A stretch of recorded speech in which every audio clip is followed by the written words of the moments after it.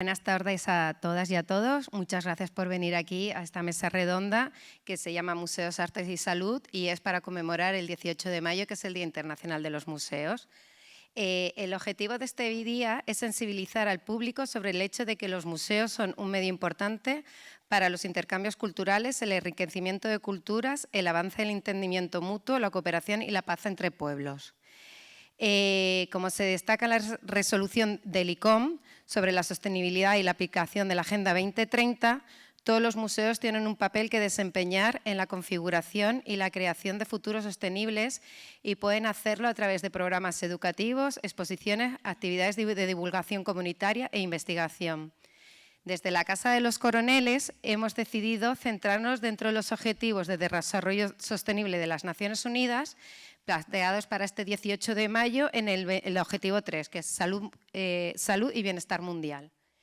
Garantizar una vida sana y promover el bienestar para todos y todas, para todas las personas en todas las edades y en particular en lo que respecta a la salud mental y el aislamiento social. Por este motivo hemos invitado aquí a estos 4 profesionales que vienen de diferentes ámbitos, pero que todos trabajan a través del arte y bueno, como herramienta terapéutica desde diferentes ámbitos. Tenemos el ámbito museístico con Paloma, desde la psicología con Noelia, la educación con Francisco y desde la creación y la terapia artística con Rosa. La primera intervención va a ser Paloma Tudela, ¿vale? Que ella nos va a hablar del Minitea, ella viene del Museo TEA de Tenerife y va a hablar sobre arte, educación y creatividad. Y ella es licenciada en Historia y Bellas Artes y, como me estaba comentando antes, esta doble titulación, venir tanto del mundo como historiadora como del artista, le da una visión a la hora de enfrentar su trabajo en el Departamento de Educación que puede trabajarlo desde diferentes ámbitos. Bueno, ella es la que formó en 2008 el Departamento de Educación del TEA y nada, Paloma, todo es tuyo, sí, por favor, muchas gracias. Bueno, buenas tardes a todas y a todos.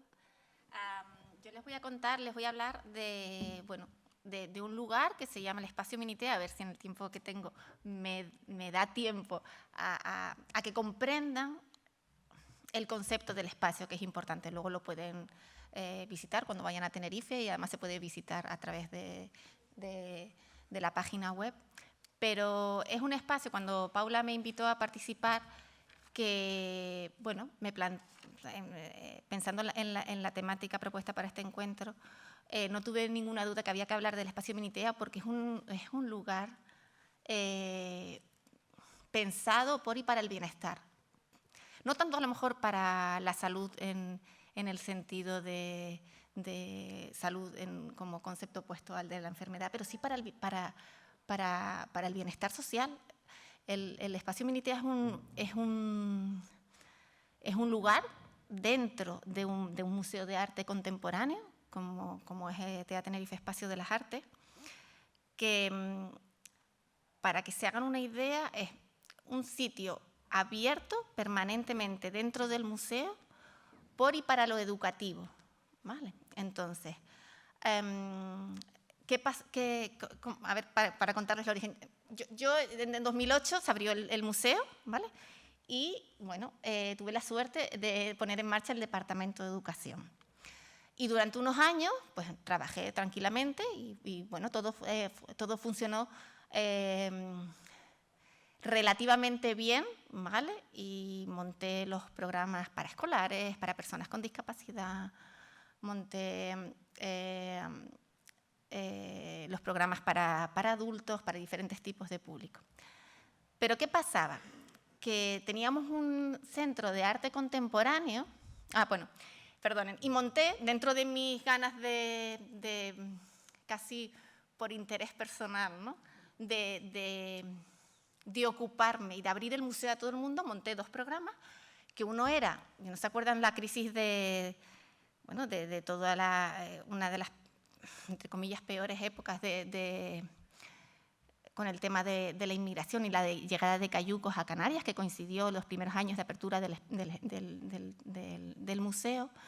Pues yo enseguida, con toda mi inexperiencia, ¿no?, pero mi buena voluntad, monté un programa para traer a los chicos, sobre todo chicos, varones, inmigrantes que llegaban a las costas de las islas y proponerles una actividad para que ellos también pudieran participar del museo. Y luego monté otro programa para irnos a los hospitales, a la Candelaria y al hospital universitario, para montar allí y atender a los niños y a las niñas que estaban enfermos y que no podían acudir al museo.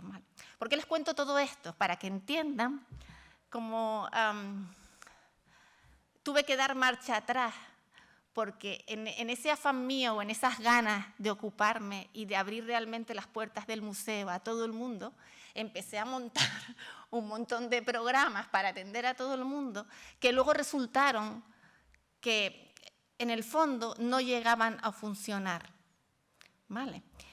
Y entonces tuve que pararme, repensar mi proyecto de museo, el proyecto educativo del museo, y llegué a la conclusión de que no podía, ¿cómo decirles? Que si el museo, no tenía ningún sentido salir del museo para decir que lo iba a abrir a esos otros públicos e irme al Hospital de la Candelaria una vez a la semana y montar allí un super taller, ¿vale? Cuando en realidad el museo seguía estando cerrado para la mayoría del público. Se lo comentaba antes a Noelia y a Rosa. Un museo de arte contemporáneo en una capital de provincia como es Santa Cruz de Tenerife, pues no tiene unas colas enormes a las entradas como el Thyssen en Madrid o el Reina Sofía, jamás, nunca, ¿vale? Es un museo de arte y además es un museo de arte contemporáneo. Y el arte contemporáneo está muy bien, porque es el arte de nuestro tiempo, pero utiliza unos códigos y un lenguaje que son los que son, y que una gran parte de la población no sabe descodificar, ¿vale? Entonces, nosotros podemos decir que el TEA, que es una institución pública del Cabildo de Tenerife, que sí, que es las entradas gratuitas a todas las exposiciones y que está abierto a todo el mundo, pero en realidad, ¿qué pasa? Que la gente llegaba a ver las exposiciones de arte contemporáneo al museo y había un montón de barreras invisibles, no barreras físicas, que estaban todas solventadas, esa es la primera, pero un montón de barreras conceptuales, de barreras invisibles, que en realidad lo que hacían era impedir a todos los tipos de público, a toda la ciudadanía, entrar en ese museo y participar verdaderamente de él. Se lo comentaba antes a ella, yo no soy una lumbrera, pero bueno, yo estudié Historia del Arte y primero estudié Bellas Artes y luego estudié Historia del Arte, hice mi tesis. Y yo me he encontrado en mi museo en el que trabajo, no en el mío en el que trabajo, y en otros museos de arte contemporáneo, a los que he llegado, hay exposiciones, me he puesto a leer los textos introductorios de las exposiciones y no los entiendo. No los entiendo y no me creo que la mayoría de la gente los entienda, aunque nadie diga nada, porque son textos en los que se utiliza un lenguaje y en los que se alude a unos conceptos y a unas ideas que la mayoría de la gente con un nivel educativo, cultural, medio, no los entiende, ¿vale? Donde se hablan de unos discursos y de unos conceptos que no puedes conectar con el público que se acerca a ver el museo. Entonces, si a un museo de arte contemporáneo ya viene poca gente, porque no es la bomba, no somos súper populares, y la poca gente que llega con intención de entrar, con buena voluntad, entre comillas, tú le colocas esas barreras, pues imagínense, entonces tú puedes decir que el museo está abierto, puedes decir que la entrada es gratuita, pero es mentira. Puedes tener las mejores obras del mundo mundial colgadas en tus paredes, pero si esas obras no conectan de alguna manera con los visitantes, no tienen quien las miren, esas obras, o sea, eso no es un museo abierto, ¿vale? Entonces, ¿qué pasó? Que ante ese diagnóstico que hice yo sola, conmigo misma, porque además en ese momento trabajaba yo sola en el Departamento de Educación, pensé que había que abrir las puertas verdaderamente del museo. Entonces surge la idea del espacio Minitea. El espacio Minitea realmente ahora ocupa 200 metros cuadrados del espacio del museo, que antes eran salas de exposiciones, y que he ido yo, o sea, al principio empecé con 30 metros cuadrados en un taller donde no había aire acondicionado y que era como lo peor de lo peor. Y entonces ahí se me ocurrió, la idea fue, al director, mira, se me ha ocurrido una idea. No, en realidad no les conté todo este rollo, mi razonamiento el que les he contado a ustedes, pero yo cogí un espacio que había ahí, que estaba fuera de las salas del museo, y monté una especie de, es que no tengo fotos, pero como de salón, imagínense de salón de tal, me puse unos sillones, me fui al rastro, compré unas mesas, no sé qué, y como no estaba dentro de las salas del museo, cogí obras de la colección del museo y las reproduje a escala natural, porque yo no tenía ahí auxiliares de sala para que me las vigilara, entonces puse reproducciones. Okay. Y se convirtió en una especie de sala abierta desde 10 de la mañana a 8 de la tarde, donde la gente podía ir y se encontraba un lugar donde había unas obras de arte que no eran originales, eran reproducciones, y te contaba una serie de cosas. Y esas obras de arte hablaban de determinados temas, no sé cómo decirles, normales. Por ejemplo, una exposición, mini exposición, porque eran 3 o 4, sobre la ciudad. Bueno, pues sobre la ciudad. ¿Qué es una ciudad? ¿Quién vive en una ciudad? ¿Cómo se organizan las ciudades? ¿Qué supone vivir en una ciudad frente a una zona rural? No sé, cosas que se me ocurrían. Y para hablar de la ciudad, me fui a la colección del museo y busqué qué obras había en la colección del museo, a través de las cuales yo podía plantear ese tema a los visitantes.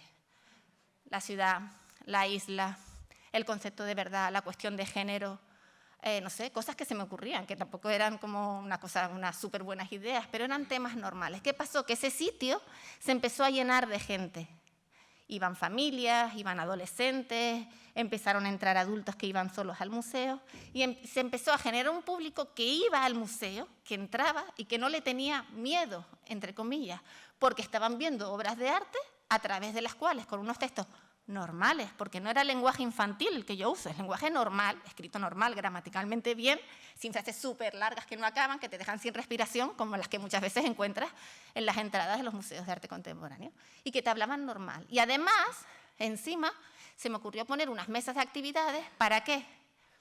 Para que, si por ejemplo ibas en familia, mientras los adultos podían conectar, no para que les gustase, sino para conocer algo sobre un tema a través de una obra de arte, pues había unas mesas de actividades con actividades diseñadas para que los niños y las niñas trabajaran en relación a esas obras colgadas a través de la plástica sobre ese mismo tema, porque los niños se relacionan y aprenden muchas veces a través de la plástica.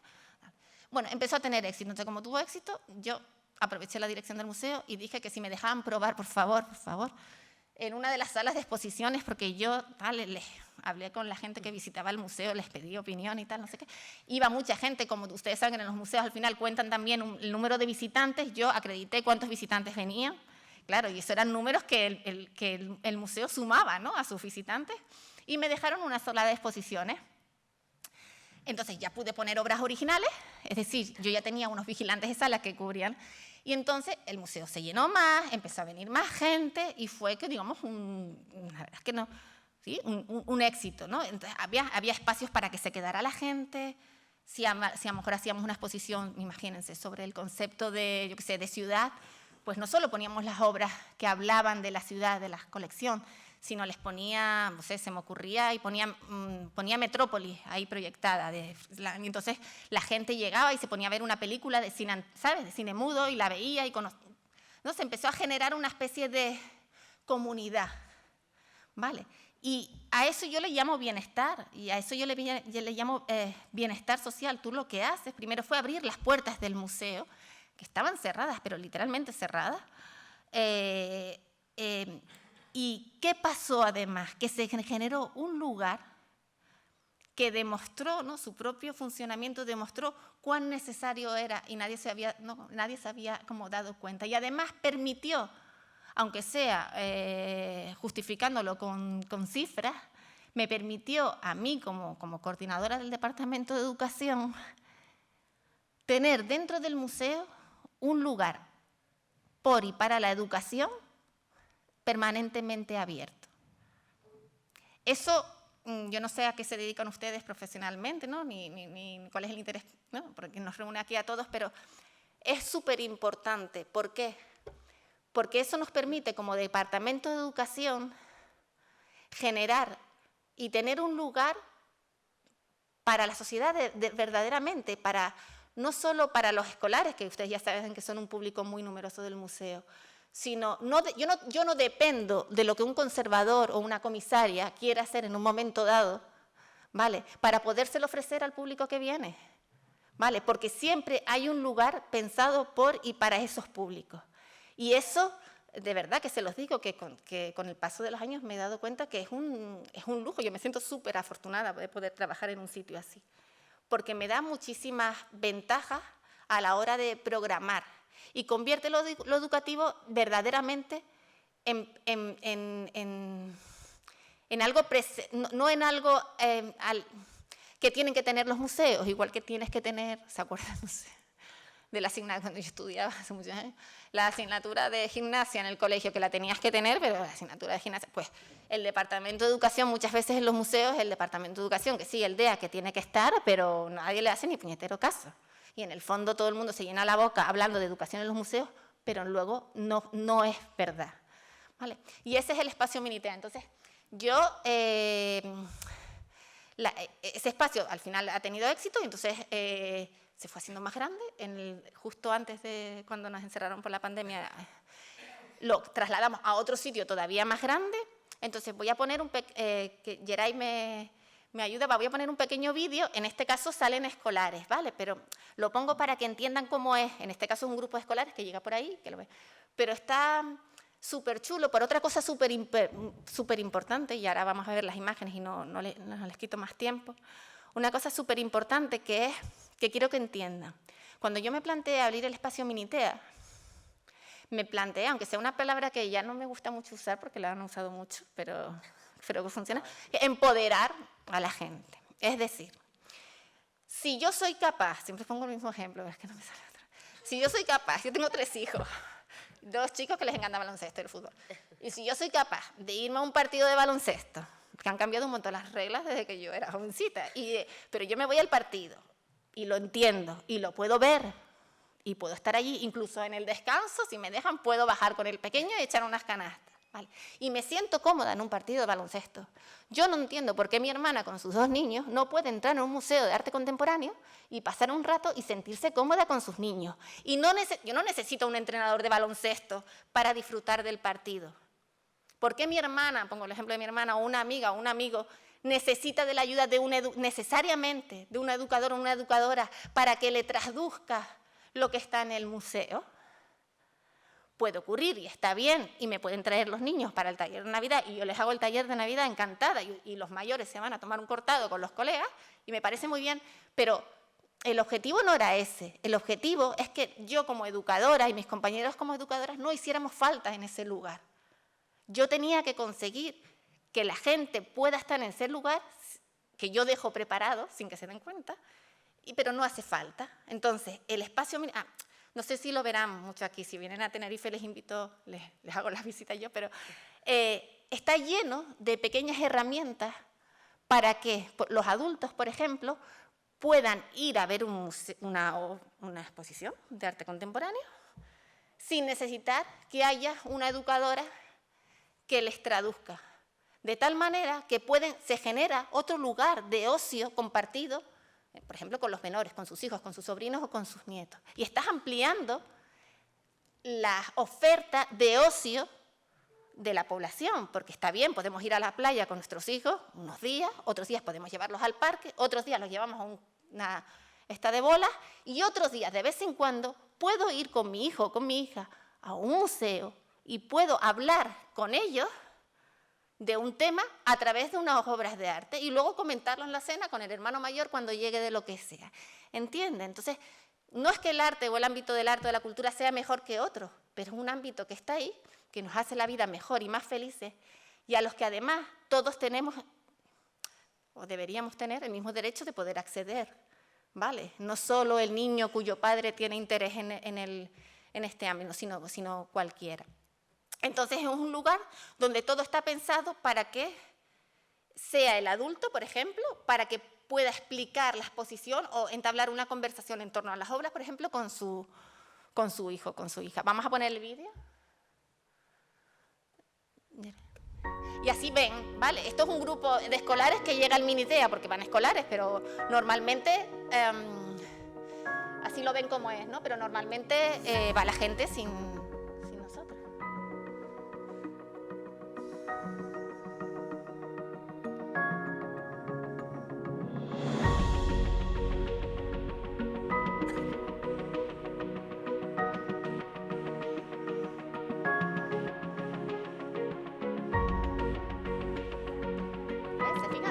la parte alta, que además es la parte noble del museo, donde estaba la sala de exposiciones principal, que es donde nosotros nos hemos metido con el Minitea. Hemos quitado parte de esa sala de exposiciones principal.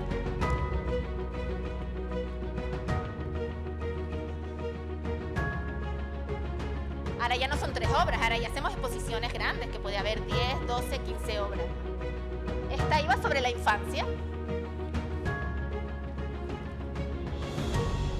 Y nos permite, por ejemplo, en esa exposición en la que yo elegí un montón de obras que tenía que ver con la infancia, hablar de temas actuales. En este caso fue sobre el tema de Afganistán, que lo utilizamos porque estaba toda la retirada de Estados Unidos, ¿no? Y yo lo utilicé para plantear los efectos de esa guerra en la infancia en Afganistán.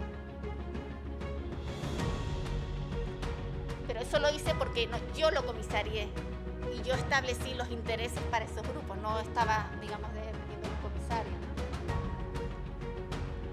Entonces, hay dos salas, ¿vale? Donde siempre ponemos la exposición y luego ven, a ver, esta es la parte del taller, a ver si se ve.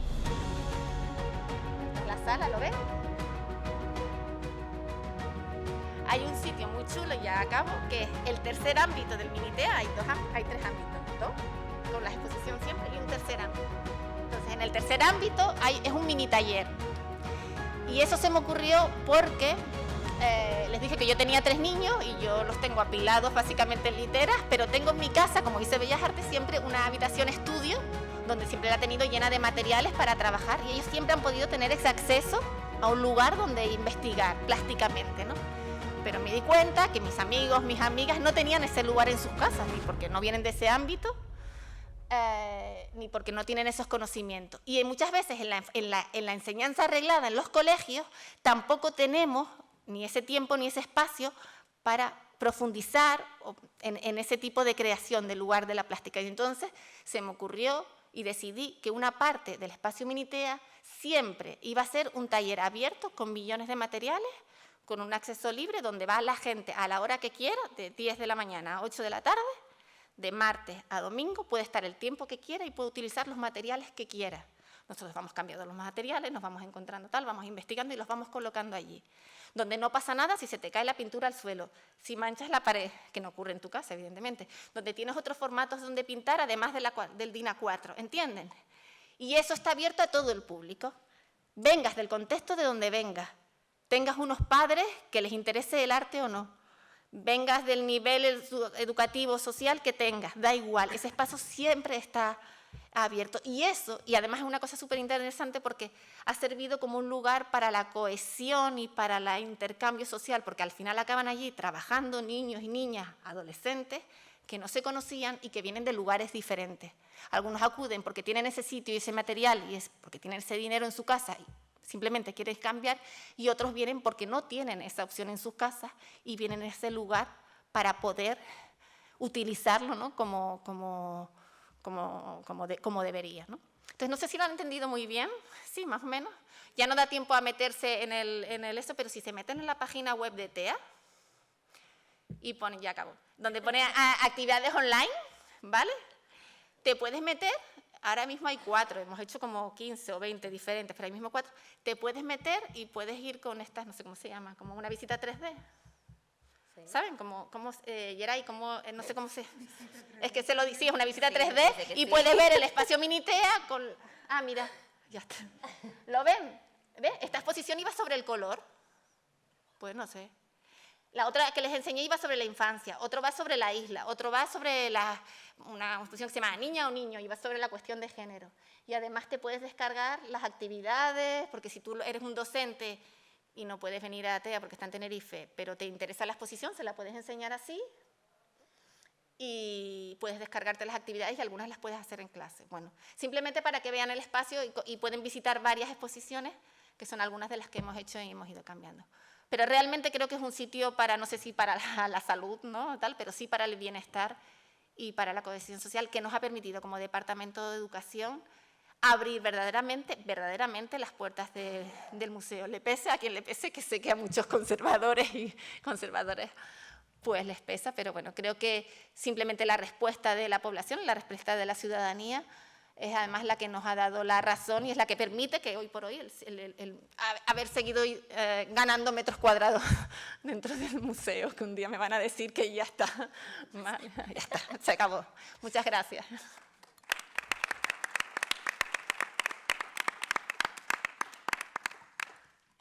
Muchas gracias, Paloma. Y bienestar es salud. O sea, crear un espacio es prevenir. Sí, exactamente. Salud mental, salud mental. Exacto.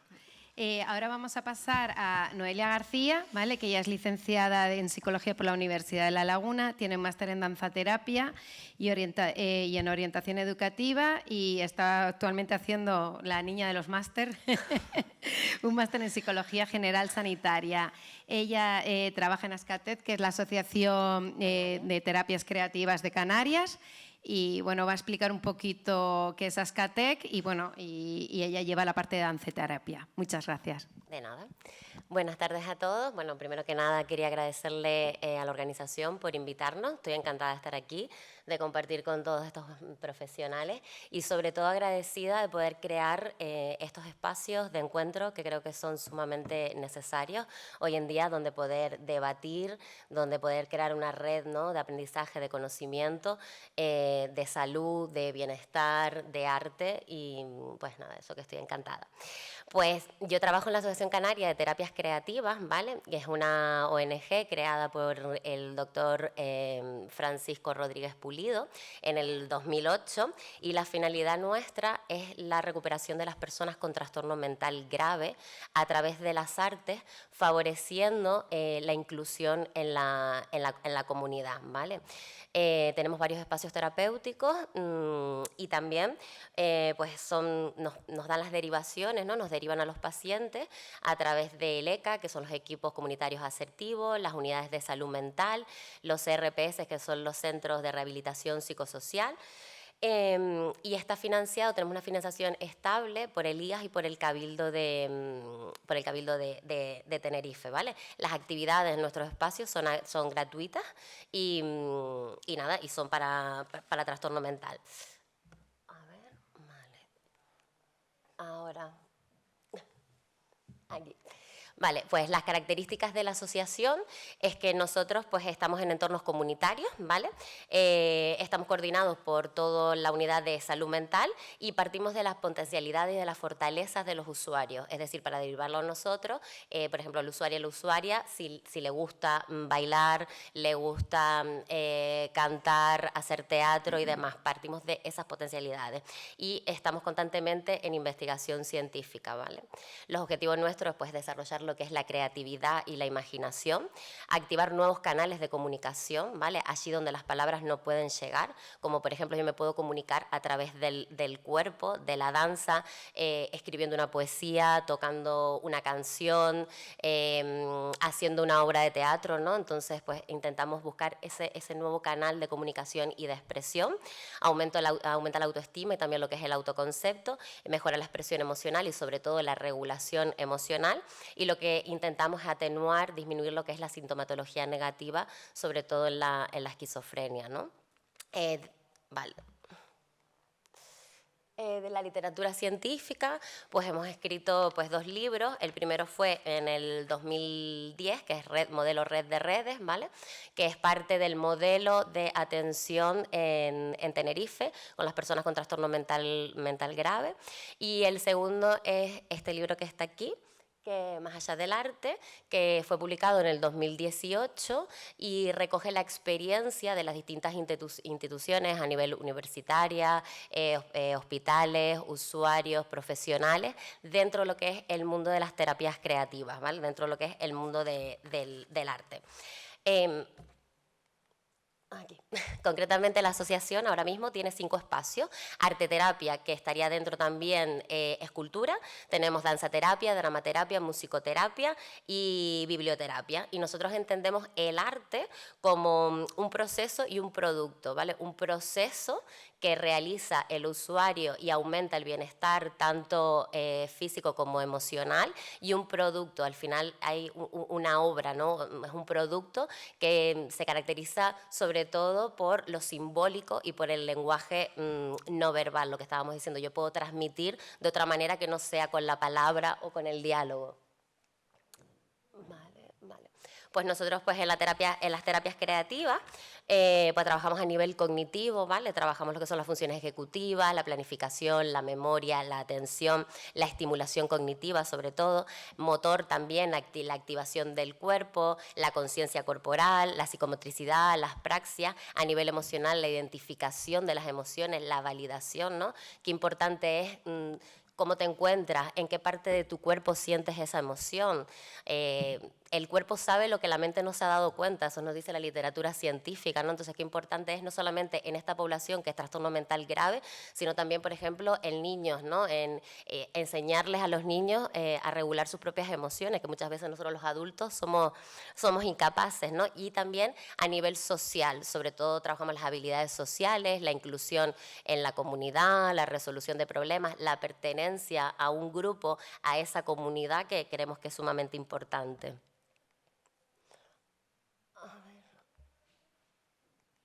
Aquí, vale. Brevemente les voy a hablar lo que nos dicen los estudios, lo que nos avala la literatura científica, ¿vale? Por ejemplo, en arteterapia pues nos dice que es una intervención eficaz, ¿vale? Para reducir la sintomatología negativa en los pacientes con trastornos mental graves.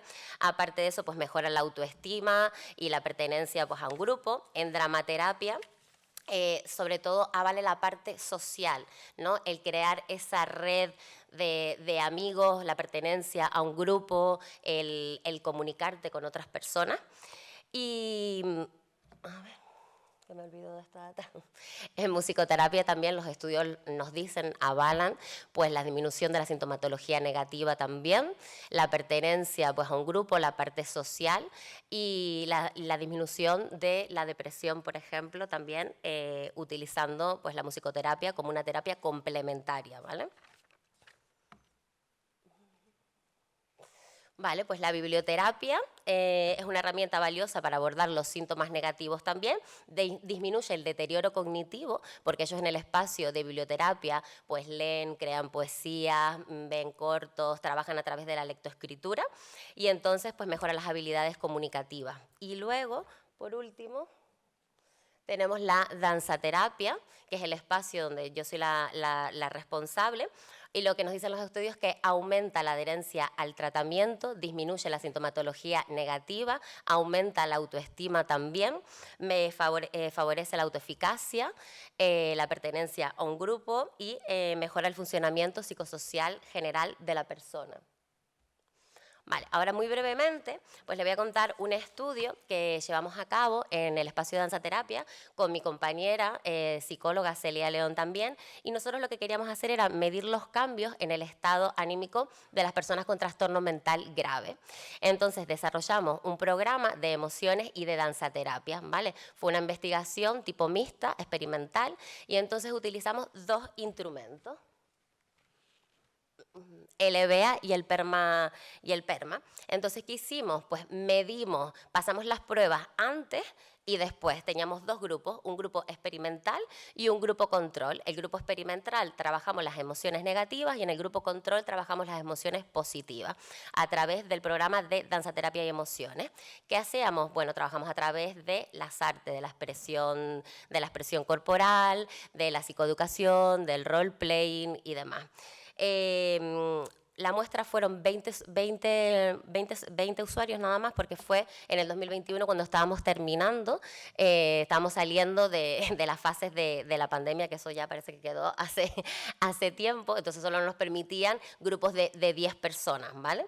El diagnóstico era trastorno mental grave, concretamente esquizofrenia y trastorno bipolar. Y la estructura de las sesiones la dividimos en 4. Primero era el grupo de palabras, sentados en círculos, haciendo un check-in, por decirlo de alguna manera, ¿no? Siendo consciente, ¿no? Porque siempre estamos como en el piloto automático, corriendo para todos lados sin darnos cuenta de nada, de cómo estoy. ¿Cómo está mi cuerpo? ¿Qué emociones tengo? Hoy estoy ligera, estoy pesada, me duele algo, estoy engarrotada de la medicación, ¿cómo me encuentro? ¿No? Y hablamos al principio. Luego viene la parte del calentamiento. Sobre todo, pues hacíamos, por ejemplo, ejercicio para soltar el cuerpo, sobre todo la postura, que los estudios científicos nos dicen que la postura y la inclinación de la espalda tiene que ver con el deterioro cognitivo, la mirada, porque este tipo de población siempre está mirando hacia abajo y como hacia adentro, ¿no? Entonces el trabajar esa apertura, el estar disponible, el estar hacia afuera, que es tan importante, y hacemos toda una parte de calentamiento ganando conciencia corporal. Luego pasamos a la parte de las actividades de regulación emocional a través de las artes, como lo dije anteriormente. Y por último, pues hacíamos la fase, el cierre, que trabajamos a través de mindfulness, que es atención plena. Entonces, poder tomar perspectiva, ¿no? Por ejemplo, al espacio acuden pacientes con trastorno bipolar, con esquizofrenia, con ansiedad, con depresión, y muchas veces vienen como con el problema aquí, ¿no? Entonces, queríamos ser capaces de que pudieran hacer así, el problema sigue estando aquí, pero puedo tomar un poco de perspectiva y puedo ser capaz de observar otras cosas también, ¿no? Y traerlo al presente, aquí, a qué dice tu cuerpo, a sentir, ¿no? Hacer el escáner corporal, a la respiración, diferentes técnicas de respiración que son tan importantes, respiración consciente, al estar en el aquí y en el ahora, y no tanto en el pasado, rumiando todo el tiempo, o en el futuro, pues anticipando.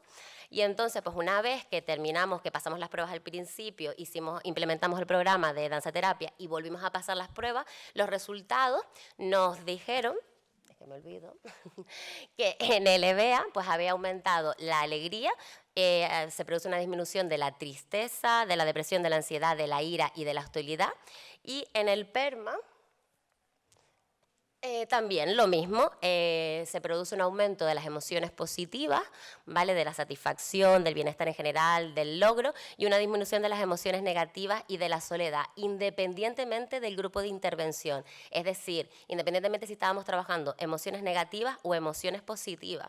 Qué curioso, ¿no? El darte cuenta que trabajar con tu emoción negativa, ¿no? Con la culpa, con el miedo, con la tristeza, el poder validarla, reconocerla en el cuerpo, te permite cambiarla, moverla, verla desde otro lugar, desde otra perspectiva. Y los resultados eran los mismos a pesar de trabajar emociones positivas y emociones negativas. Entonces, por lo tanto, aquí, bueno, los resultados lo que les acabo de decir, y se produjo un aumento en las emociones positivas y en el bienestar en general de las personas con trastorno mental grave. Por lo tanto, la conclusión es que hemos dotado a estas personas de estrategias y de herramientas de regulación emocional, pues a través de las artes. Nosotros con las terapias creativas, pues trabajamos a nivel cognitivo, como les decía antes, para desarrollar lo que es la creatividad, la imaginación, pues de las personas. Creamos nuevos canales de expresión, por ejemplo, yo a través del movimiento, el cuerpo es el vehículo de expresión, mis compañeros de arteterapia a través de las artes plásticas, de musicoterapia a través de la música, de las canciones, de dramaterapia a través del teatro y de biblioterapia a través de los textos, y aumentamos la capacidad de expresión artística, ¿vale? Porque, por ejemplo, yo trabajo la resolución de problemas haciendo creaciones artísticas, entonces es otro enfoque totalmente distinto que trabaja desde la emoción, ¿vale? No tanto desde lo teórico, sino desde lo práctico, sintiéndolo con el cuerpo. A nivel emocional, pues también la regulación emocional, la validación, el reconocimiento, la transformación, dotar a los pacientes de las herramientas, ¿no? de estrategias de afrontamiento, de regulación emocional. Y a nivel motor, pues también pues activación del cuerpo, la psicomotricidad fina también, y el aumento de la autonomía. Y a nivel social, lo que comentábamos antes, el pertenecer a un grupo, la cohesión social, la inclusión en la comunidad, salir de los espacios hospitalarios, ¿no? No vamos nosotros a los hospitales, sino que ellos vienen a dar con nosotros pues, a estos espacios que son totalmente seguros y libres. Share ahí el vídeo. Y ahora les voy a enseñar un vídeo para acercarles un poquito a la asociación, ya que estamos en Tenerife, para acercarlas un poquito aquí para que ustedes puedan pues, observar realmente qué es lo que hacemos nosotros, cuál es la labor.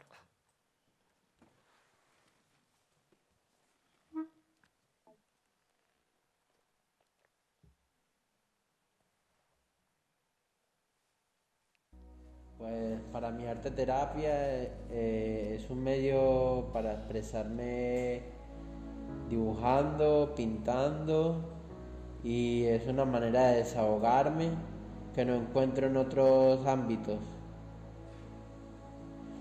Y en esta obra, por ejemplo, intenté expresar un dolor sobre la paz y que la seguimos buscando porque todavía es un proceso que se sigue buscando la paz. Que significa, representa la locura. Para mí representa la locura. Intenté decir lo que significaba de una manera y de otra. Por ejemplo, de una manera significa que dice cosas sin sentido. De la otra manera significa que piensas cosas sin sentido. Y es una ayuda, este dibujo me ayuda a representar algo que no puedo decir o representar con palabras.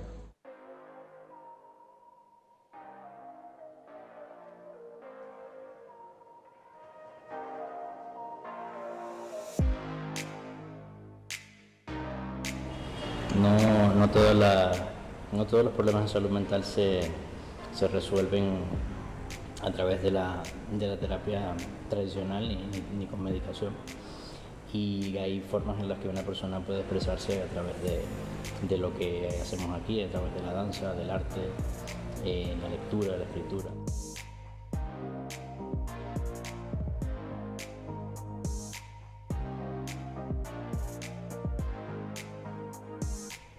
Para mí, con ustedes, más que dibujar como algo artístico, es la expresión de mis sentimientos, de mis pensamientos, de mis sueños, de mi fantasía, de mi imaginación, de todo lo que yo siento por dentro.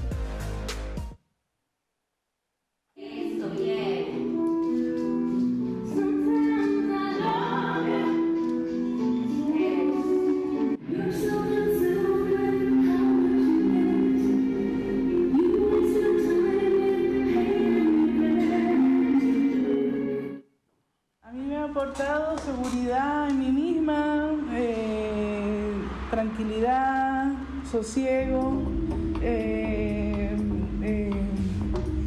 me ha aportado bienestar con el mindfulness, con la danza y expresión corporal.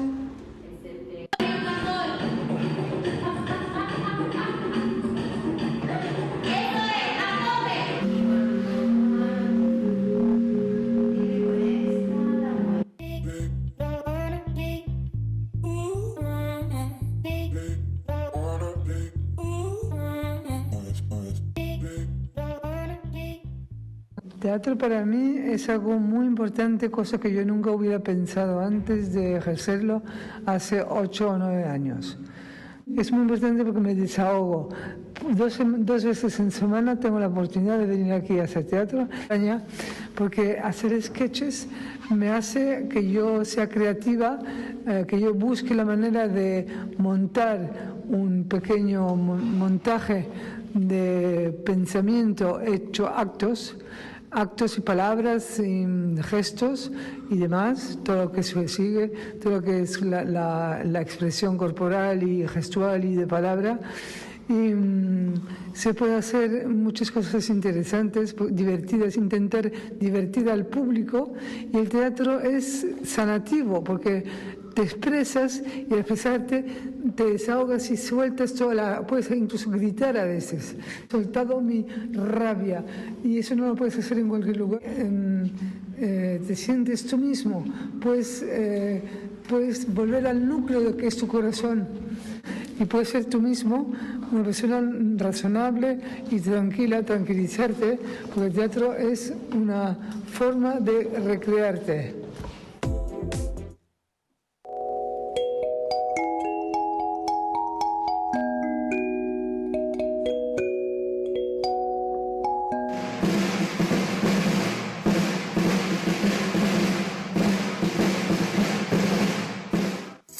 De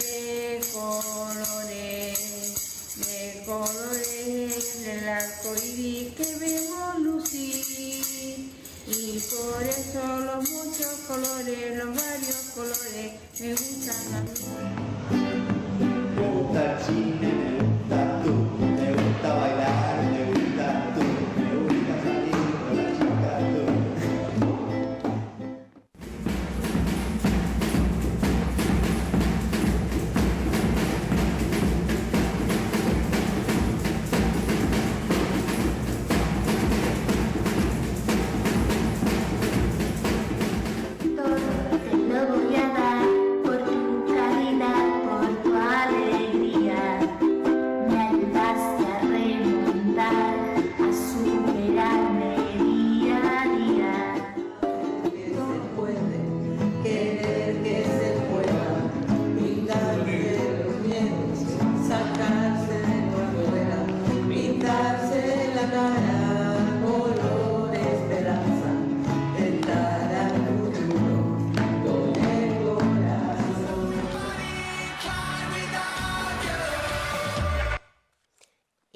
por último, bueno, eso era un poquito para que vieran lo que es la asociación. Y ya como conclusión, decir que desde mi punto de vista creo que estamos en un momento fantástico donde el arte, ¿no?, está hablando con la salud, y creo que la salud se puede beneficiar de todo lo que nos aporta el arte. Creo que eso es súper importante y súper positivo para la población en general, no solamente con trastorno mental grave, sino que podamos beneficiarnos pues de eso. Muchas gracias a todos.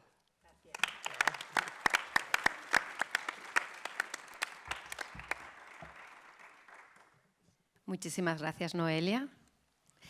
Ahora vamos a pasar a Francisco Armas. Él lleva ahora mismo, es el coordinador del Eje 8 de Arte y Acción Cultural de la Red Educativa de Canarias Innova. Él es licenciado en Filosofía y Ciencias de la Educación por la Universidad de La Laguna y lleva con este eje un par de añitos, y luego está en el Servicio de Innovación Educativa, la Dirección General de Ordenación e Innovación y Calidad, Consejería de Educación y Universidades, Cultura y Deporte, y coordinador del área de Sociedad, Cultura y Conocimiento. Muchas gracias, Francisco. A ti por la invitación. Buenas tardes a todas y todos. No sé si se han fijado que uno de los protagonistas del vídeo que acabamos de ver expresa lo siguiente, dice: el teatro es volver al núcleo de tu corazón. Si eso no es curativo, pues yo creo que está más que claro cuando sale de los protagonistas de estas acciones, ¿no? Bueno, yo para situarles un poco en el plano en el que yo me muevo, es una maquinaria, la Consejería de Educación, que mueve 542 centros educativos y 294.000 alumnos. Es decir, estamos hablando de un universo, siempre hablando de centros no universitarios, ¿no? Un universo infanto-juvenil enorme, que la Ley Canaria de Educación establece que conseguir a través de la educación el acceso a la cultura, al arte y a la cultura por parte de la población infanto-juvenil es de justicia democrática.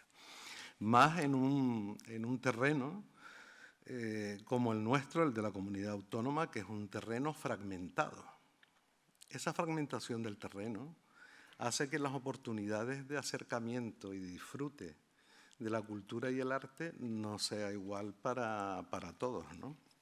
Y hay que hacer un esfuerzo en coordinar y dar esa posibilidad de acceso tanto al capitalino como al que está en un pago apartado y que probablemente en su vida asista a un museo, probablemente en su vida pueda oír un concierto de música clásica, una performance o la acción artística o cultural que ustedes puedan pensar. Entonces, hace 3 años pusimos en marcha una red de redes, para que ustedes entiendan. Hasta hace 3 años había redes de sostenibilidad, redes de cooperación, redes de igualdad, y cada una funcionaba por su cuenta, ¿no?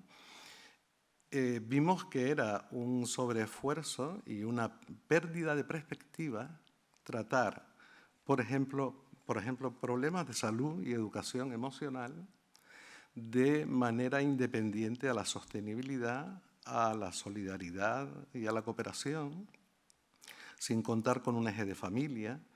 En fin, entonces se vio que debía darse un cambio de perspectiva. Y ese cambio de perspectiva fue montar una sola red con 7 ejes, ¿no?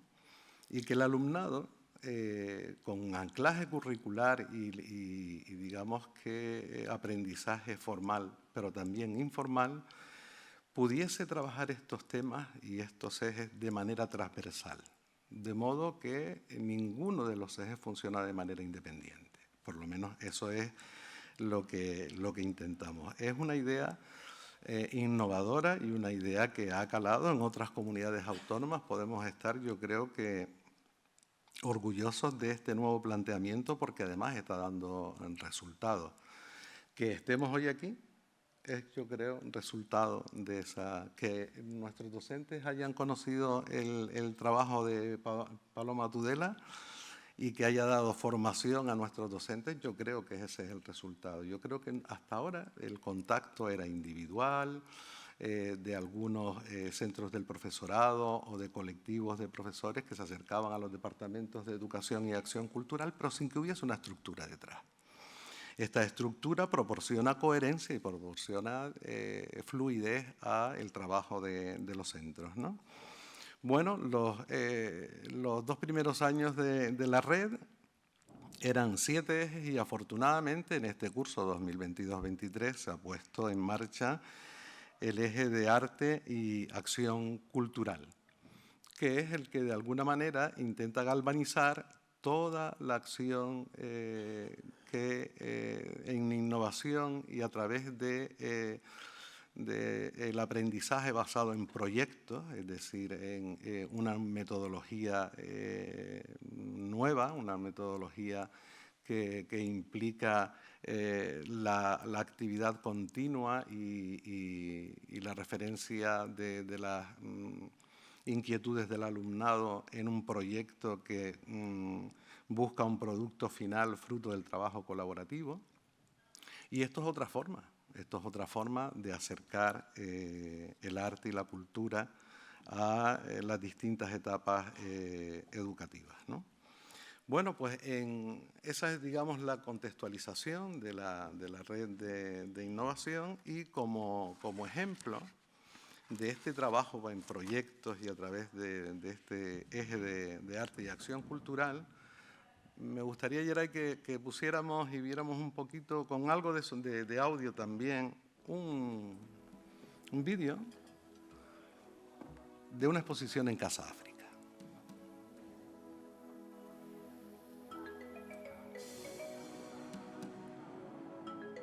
La herencia del Bogolan Fini, el legado de las mujeres de Mali, es un gran homenaje que hemos querido hacer a las mujeres de Mali, que fueron las que originalmente hace mucho tiempo inventaron el lenguaje simbólico del Bogolan Fini y descubrieron ese modo de pintar con la tierra, el barro y con los tintes vegetales, sus paños.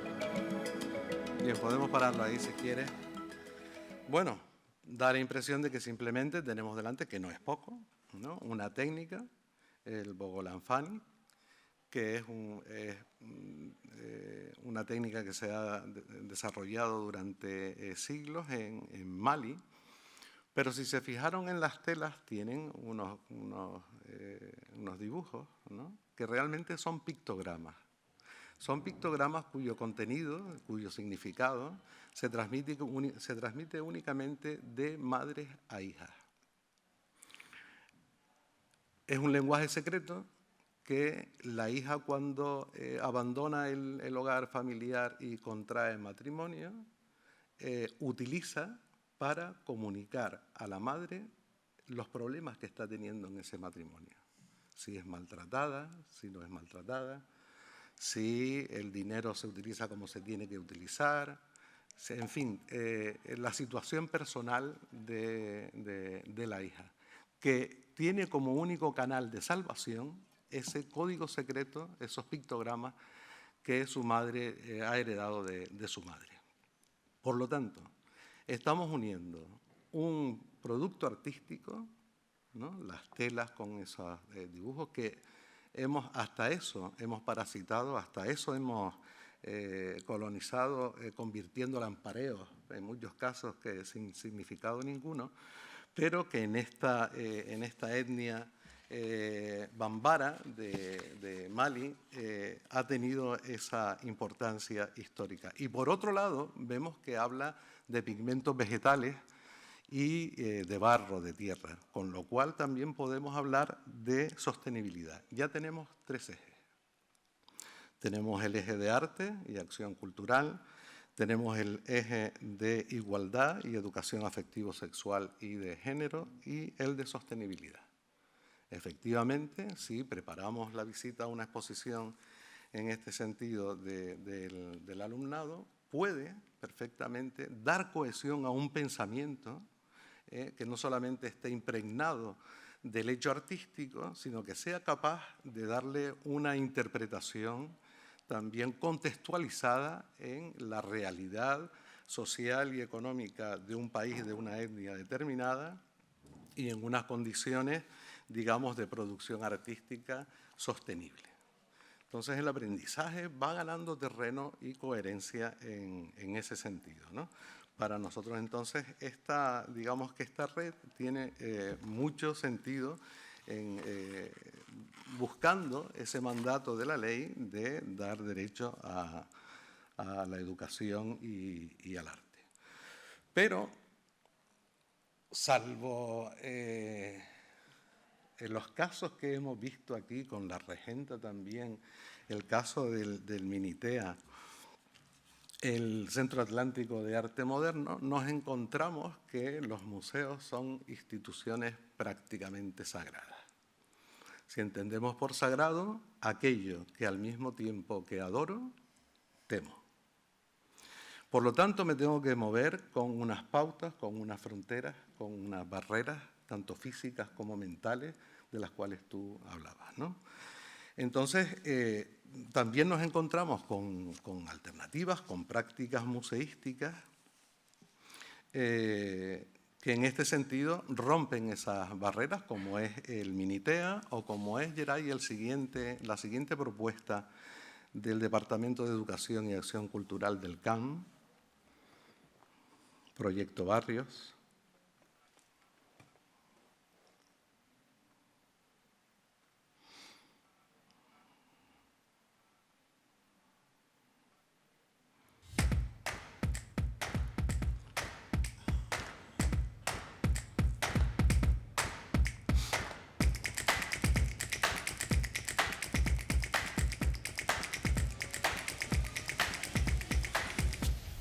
El proyecto Barrios Inclusión Social a través del arte se inicia en el 2017, se plantea en 2 centros educativos de diferentes barrios de la mano del Centro Atlántico de Arte Moderno y de la Fundación DISA. Este proyecto, generado desde el Departamento de Educación del CAM, del Centro Atlántico, pretende dentro de su política o estrategia de sacar el museo, ¿no?, a otros espacios, más allá de lo que es su espacio museístico.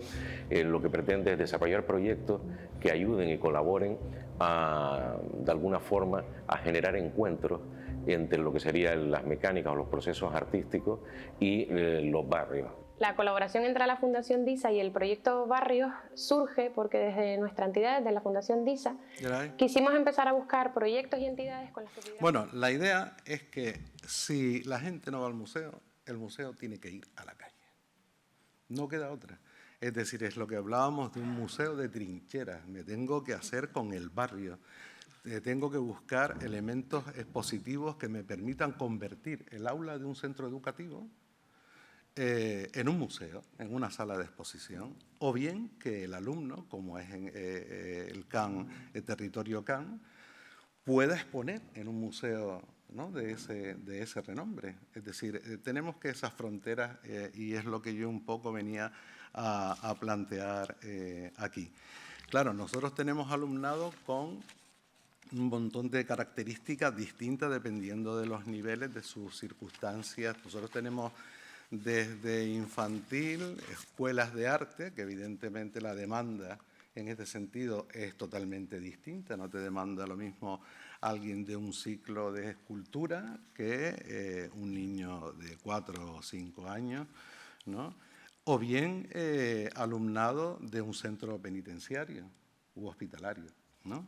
Entonces, bueno, toda esa apertura que estamos teniendo deben tenerla también los museos. ¿Qué ocurre si yo llevo un alumno o alumna que por sus características, por ejemplo, ya no queremos hablar de discapacidad, sino de diversidad funcional, yo creo que es un término más adecuado, no va a hacer caso de las indicaciones que me dan en el museo? Al contrario, no grite, no corra, pues voy a gritar, voy a correr. ¿Es un riesgo para el museo? Es un riesgo para el museo, pero como institución yo creo que debe afrontarlo. Y en ese sentido hay, por ejemplo, un proyecto muy potente que es Empower Parents, que es para Laura Donis, es la responsable, y es para niños con trastornos del espectro autista, que ahora mismo se desarrolla, no sé si continúa en el Museo ICO de Madrid. Tenemos también el siguiente vídeo que podemos ver un poquito, para ver cómo esas fronteras hay que tirarlas abajo.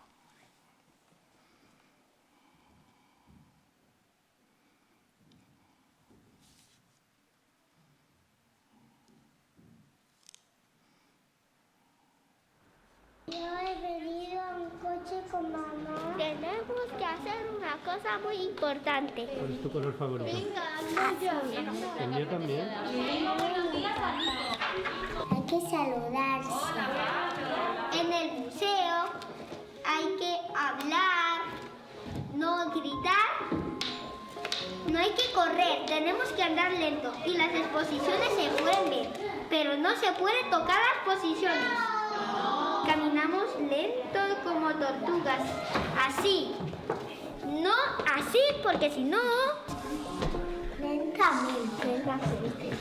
Y hablamos bajo, no gritar. Porque si no, ¿qué? Porque si no, no hacemos ruido. Empower Parents es un programa que está dirigido a familias que tienen hijos e hijas con autismo entre los 5 y los 12 años. Se desarrolla desde la Fundación ICO y Empower, que es una organización civil creada a raíz del programa Empower Parents. El planteamiento es codiseñar con los padres y con las madres todas las sesiones que se realizan en el museo. Tenemos que ver la exposición, no tocarla.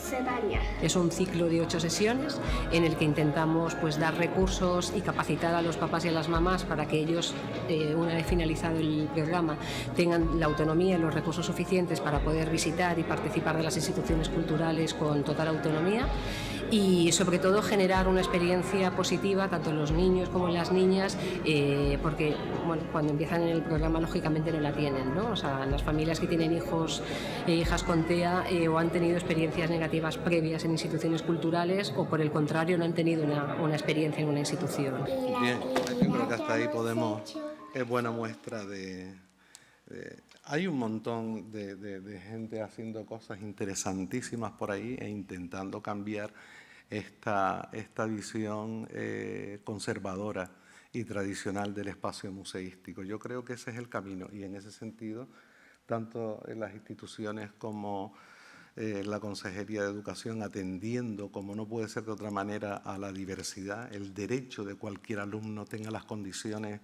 psicofísicas que tenga el nivel socioeconómico, se mueva en ambiente rural o urbano.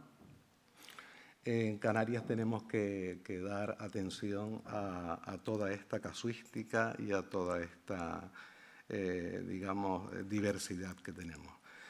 Voy a poner un último ejemplo, y si este museo lo consiguió, yo creo que cualquier museo se lo puede plantear. No, perdón, primero me viene, pero como se me va el tiempo, ¿no? Voy a poner, pasamos al quinto vídeo, perdón, que es simplemente ver la edificación y el título y el entorno, que es el Museo Zumalacárregui, en pleno corazón del País Vasco, con una temática histórica absolutamente cerrada, tal vez desde el punto de vista estético, ¿no? Y de lo bello no muy interesante, es decir, quien le interesa la historia del carlismo y tal, el siglo XIX, pues bien, estupendo, pero no es un museo al uso, y menos si pensamos en un museo de arte contemporáneo. Bueno, pues este museo, en esta comunidad que es de 1000 y pico habitantes de Guipúzcoa, la directora del Departamento de Educación, Cristina Álvarez Núñez, logró, porque hay una pequeña comunidad de origen árabe que estaba absolutamente marginada, es decir, trabajaban en el campo y no había integración de ningún tipo. Y un museo de estas características tan, en principio, cerrado, ¿no? Con todo perfectamente acotado, parece algo muy tradicional, sale a la calle e intenta integrar a la población de origen árabe que vivía en el municipio, organiza desde talleres de pintura hasta, bueno, en fin, una serie de acciones, con lo cual yo creo que en salud han ganado todos, ¿no?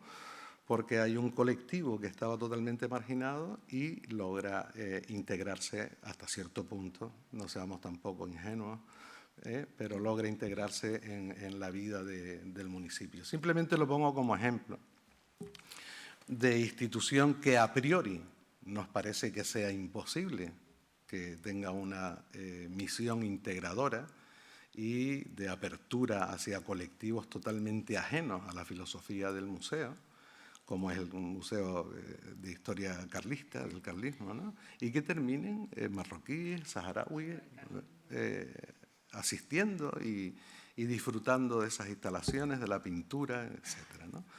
Bueno, pues a mí me gustaría terminar simplemente con una frase, con una idea, que yo creo que es una forma que el futuro debe tener en cuenta, y es que los museos pasen de ser un espacio de referencia. Este museo es un referente en el arte contemporáneo, y todos muy sesudos, a que sea un espacio de pertenencia. ¿Vale? Esto es un elemento fundamental de la forma de entender de Laura Donig. Y yo creo que por ahí debe ir el futuro. Los museos deben ser espacios que nos pertenezcan a todos, ¿no? Y con esto, bueno, yo creo que la intervención desde el punto de vista educativo, por mi parte, yo creo que ha quedado. Muchas gracias, Francisco. Gracias.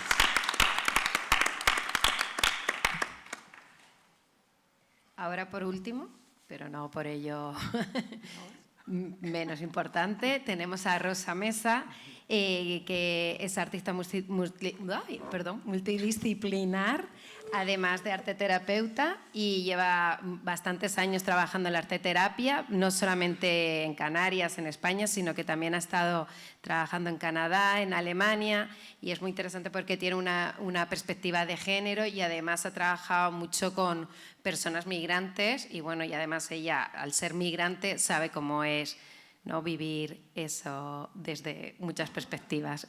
Muchas gracias, Rosa. Toma. Rosa, perdón. Es que, sí, es que les voy a pedir disculpas a todos y a ti sobre todo porque me tengo que volver a Tenerife. Entonces me iré y ya. Sí, vale, que me voy a ir a la mitad. Vale, que no me interesa. Vale, que lo siento un montón y a ustedes también porque sí que me tengo que ir a coger el avión de vuelta. ¿Eh?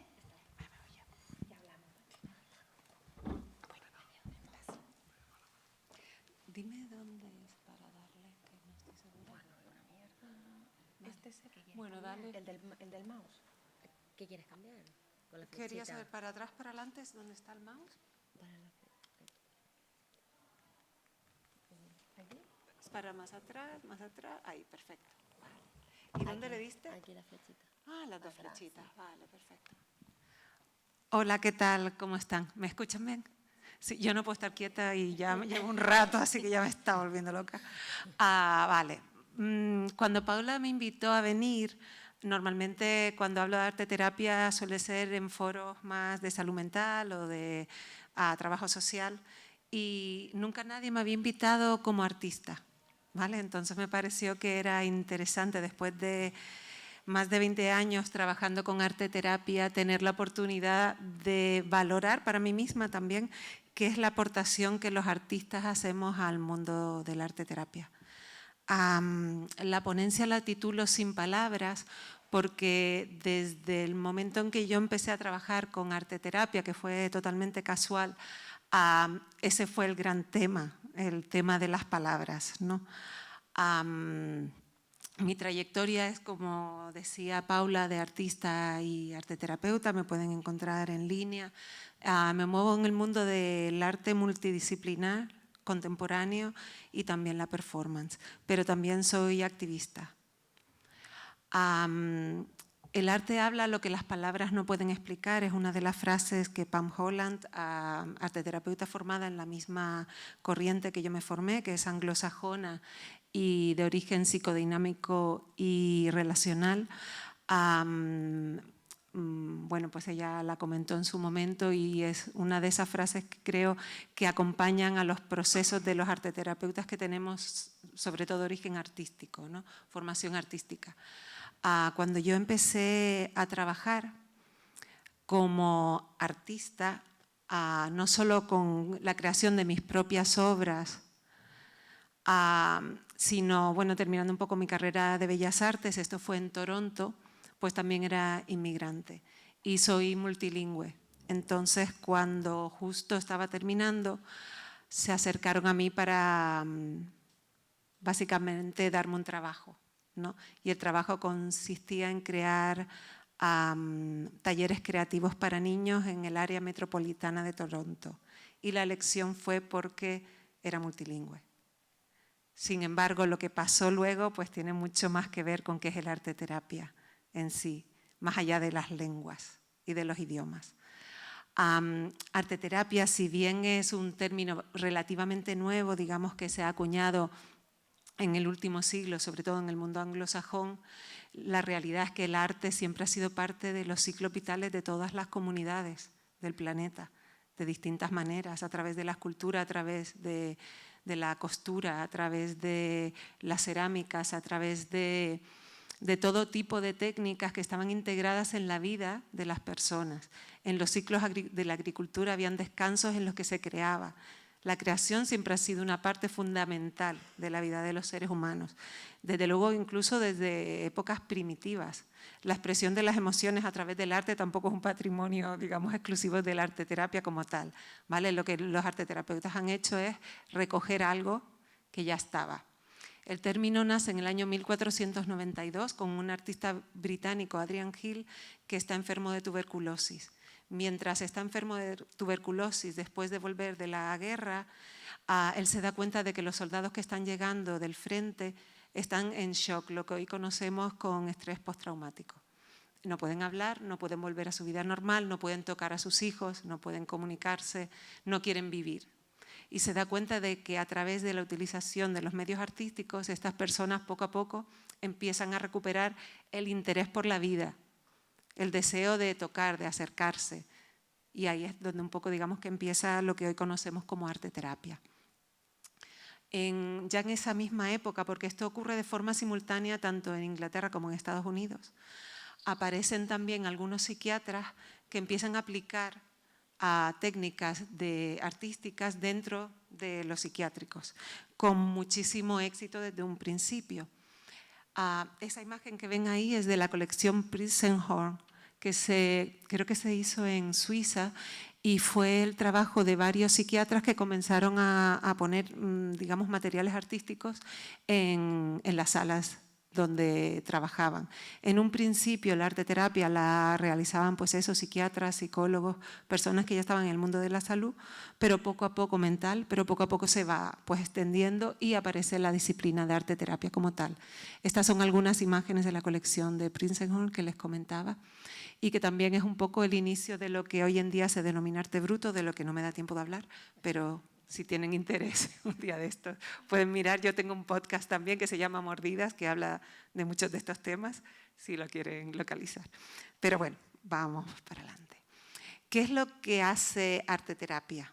El arteterapia tiene como base fundamental el proceso creativo. ¿Eso qué quiere decir? Si bien el arte, antes decían, qué miedo el museo, ¿vale? Qué miedo el arte. La gente ve un papel en blanco y salen corriendo, ¿vale? Ese es el primer reto de un arteterapeuta. Por fin, no te vayas, que no pasa nada, ¿sabes? Aquí vamos a disfrutar. Es un reto tremendo. ¿Por qué? Porque también se ha endiosado el tema del arte, ¿vale? Si yo te digo que voy a correr, tú no piensas que soy una maratonista. Si te digo que voy a hacer unas raquetas, no piensas que soy Nadal. Entonces, ¿por qué me preguntas si soy Picasso, ¿no? Hemos quitado la capacidad del arte de ser parte de nuestras vidas porque lo hemos glorificado a un nivel que solo ciertas personas pues, pueden alcanzar. Entonces, el primer paso es entender que arteterapia es proceso, no es obra. La obra tiene un significado notable, que veremos un poquito ahora también, pero desde luego lo que nosotros queremos es que ocurra por encima de todo un proceso creativo, porque eso es lo que realmente es sanador. El proceso creativo puede tener muchísimas formas, las obras pueden tener muchísimas formas, no hay límites. Existen obras de todo tipo y el arte contemporáneo especialmente, que es una de las bases en las que yo me apoyo para todo el trabajo que hago, nos permite tener una rama de herramientas que es inagotable, totalmente inacabable. Pero el tema es si puedes identificar cuándo está comenzando ese proceso creativo y cómo puedes acompañarlo de una forma que mejore la salud de la persona con la que estás trabajando. Áreas donde yo he aplicado el arte terapia, que son lo que me gustaría hoy presentar, porque cuando hice esta como reflexión de por qué quizás los artistas terminamos llegando a arte terapia, pues un poco me venía lo que a mí también me llevó a hacer arte terapia.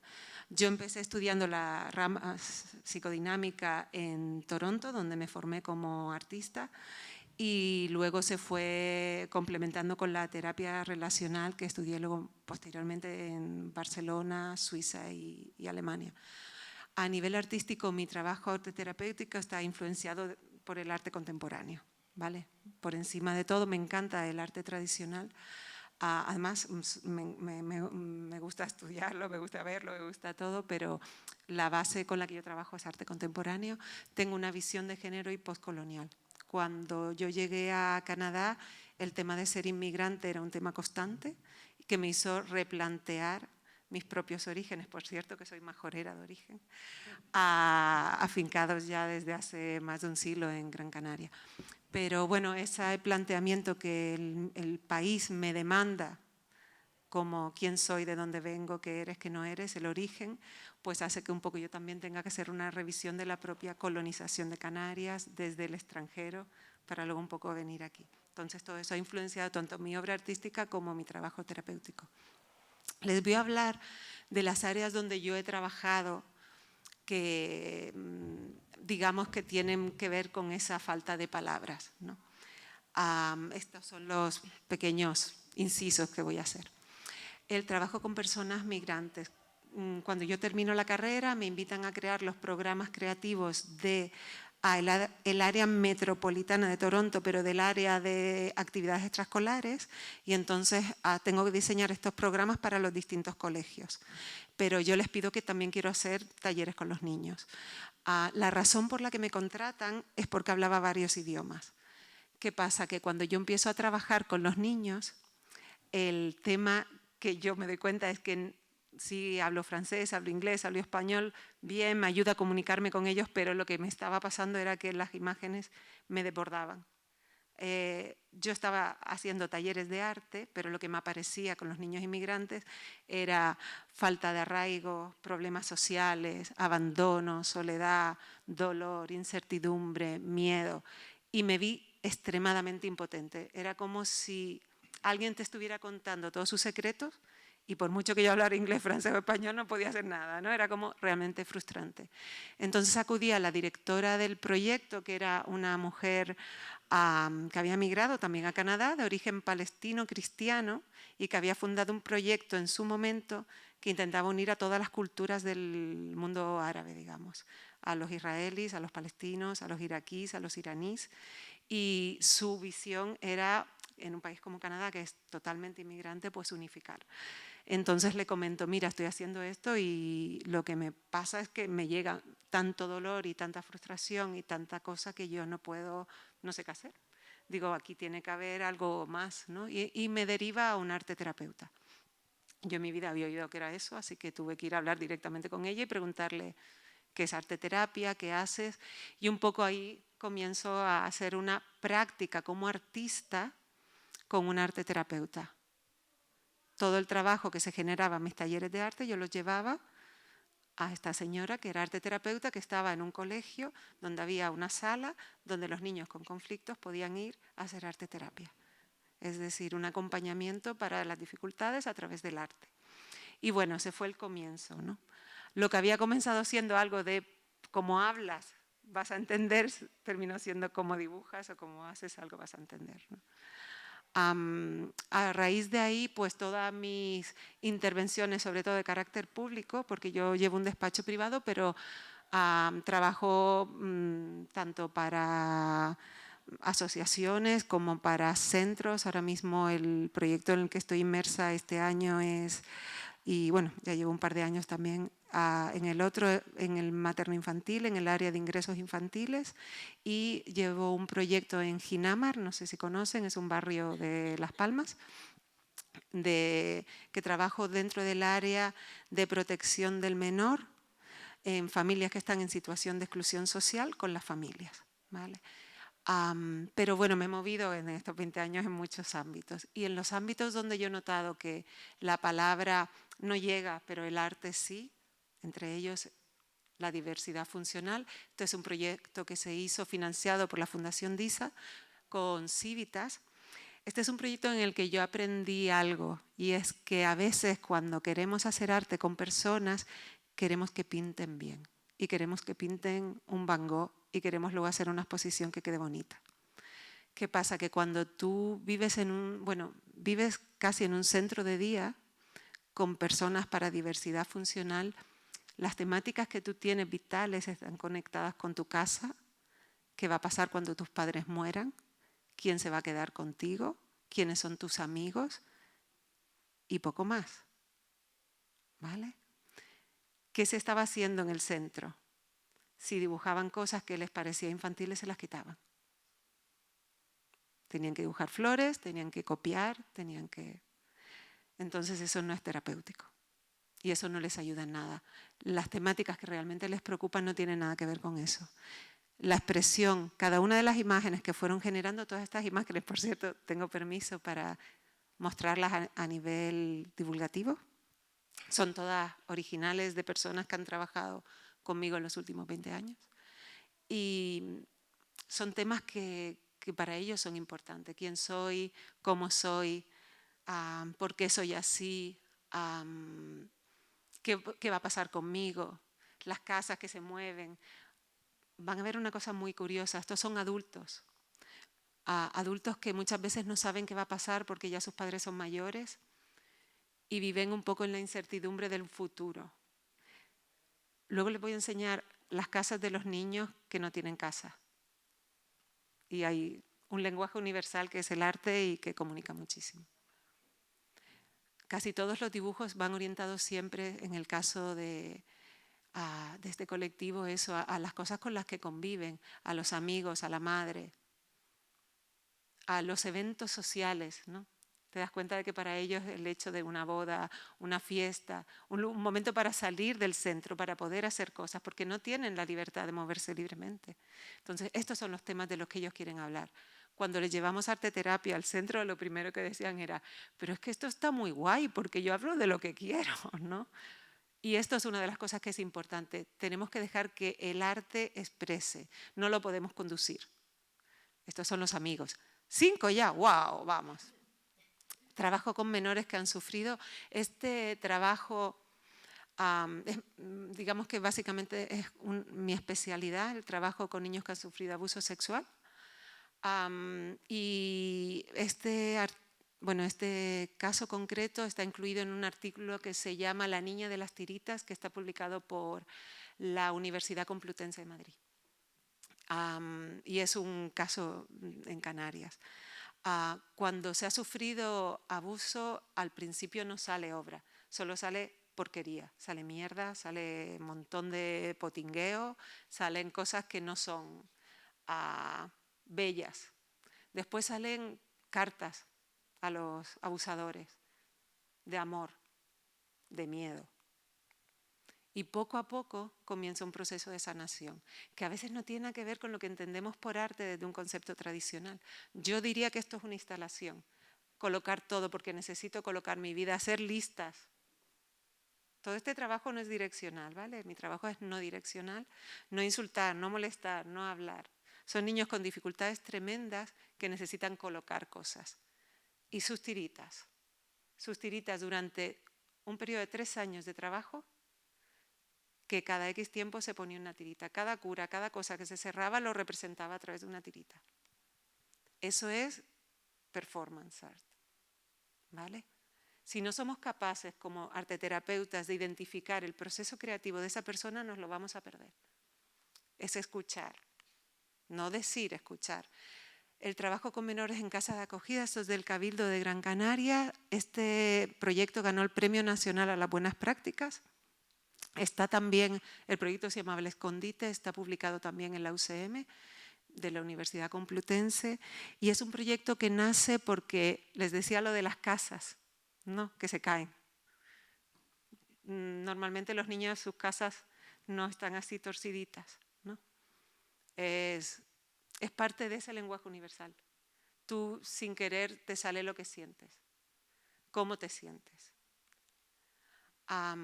Este proyecto me llamaron para trabajar con las madres y cuando fui a preguntarles qué era lo que les hacía falta, todas me preguntaban, ¿y cómo están mis hijos? ¿Y cómo están mis hijos? ¿Y cómo están mis hijos? Y digo, ¿no tenemos que hacer algo para los niños? Ellas no pueden seguir adelante hasta que sepan que sus hijos están bien. Se habían quedado sin casa, te quedas sin familia muchas veces, sin barrio, sin cole, te vas a una casa de acogida. Eso tenía que recogerse, ¿no? El miedo. Trastorno de la conducta alimentaria, esto es un proyecto que duró 10 años en el GULASEC, Asociación de Las Palmas de Gran Canaria, y aquí trabajamos con un grupo de terapia. Ya voy.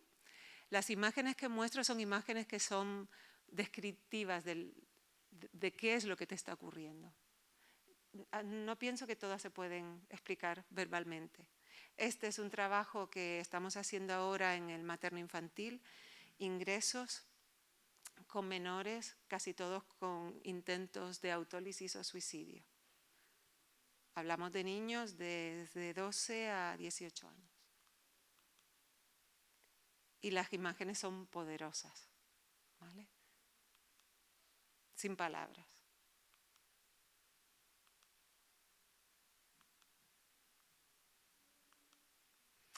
Muchas gracias.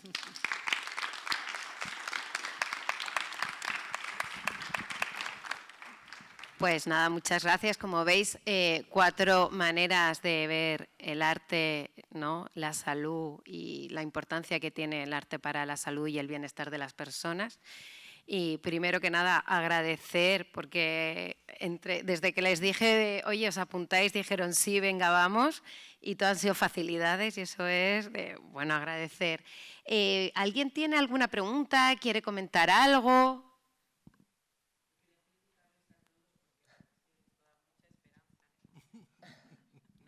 A mí siempre me ha parecido que en España el arte era algo solo para una élite, tanto a nivel intelectual como las explicaciones de los carteles de los que hablaba ella. Y viendo esto, pues se ve que hay personas trabajando para que eso deje de ser así, ¿no? Yo viví 7 años en Inglaterra, ella hablaba del modelo anglosajón, es otro mundo.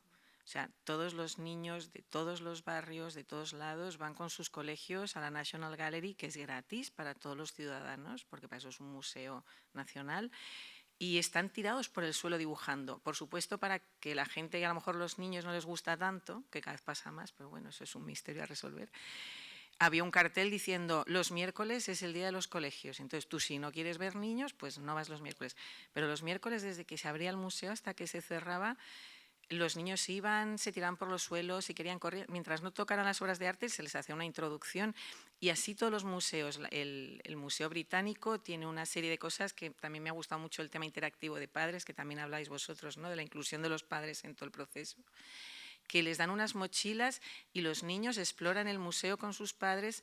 Los padres tienen una guía y van jugando y sacando objetos en los que los niños de pronto observan un friso griego y se ponen una tela que hay dentro de la mochila, pues como se las ponían los hombres. Entonces, ver vuestro trabajo me da una alegría tremenda y os felicito a los 4, aunque ya no estáis, lo dices también, y os agradezco a vosotros esto porque la verdad es que le pone luz, ¿no?, a todas estas noticias horrorosas que tenemos del mundo todos los días.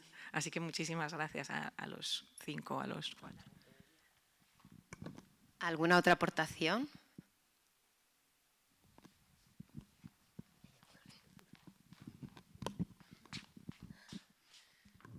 Yo quería preguntar ¿para cuándo la ampliación de estas actividades aquí?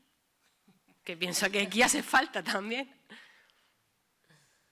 De entrada no hay planes, pero ya los haremos ahora cuando salgamos. Bueno, igual Francisco, tú desde tu eje puedes comentar que se está igual aquí produciendo en Fuerteventura, ¿no? Hay varios centros que están ya en el eje de acción, arte y acción cultural.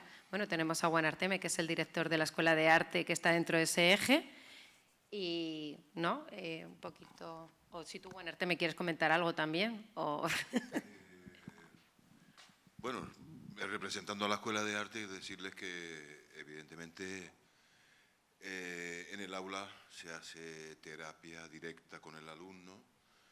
Yo particularmente doy fotografía y los trabajos que realizo con el alumno en el primer curso son de autoconocimiento, ¿no?